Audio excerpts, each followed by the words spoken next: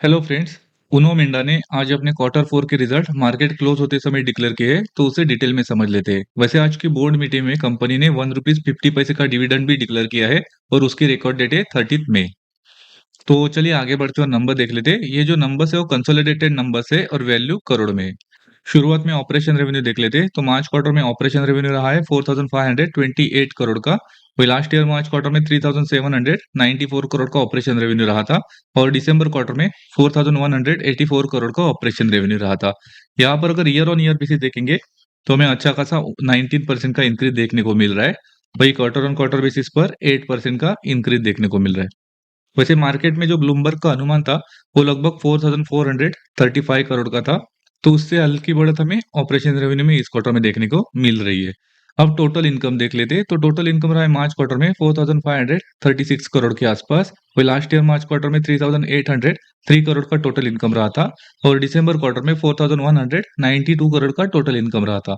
यहाँ पर अगर ईयर ऑन ईयर बेसिस देखेंगे तो यहाँ पर 19% का हमें इंक्रीज देखने को मिल रहा है। वही क्वार्टर ऑन क्वार्टर बेसिस पर 8% का इंक्रीज देखने को मिल रहा है। यानी कि ऑपरेशन रेवेन्यू और टोटल इनकम में अच्छा खासा इंक्रीज हमें इस क्वार्टर में देखने को मिल रहा है।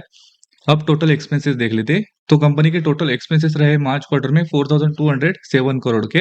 वही लास्ट ईयर मार्च क्वार्टर में 3,501 करोड़ के टोटल एक्सपेंसेस रहे थे। और दिसंबर क्वार्टर में 3,932 करोड़ के आसपास टोटल एक्सपेंसेस रहे थे।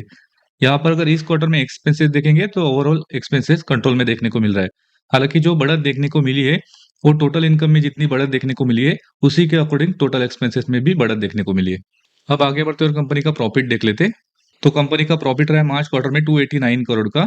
वही लास्ट ईयर मार्च क्वार्टर में 302 करोड़ के आसपास नेट प्रॉफिट रहा था। और दिसंबर क्वार्टर में 254 करोड़ का नेट प्रॉफिट रहा था।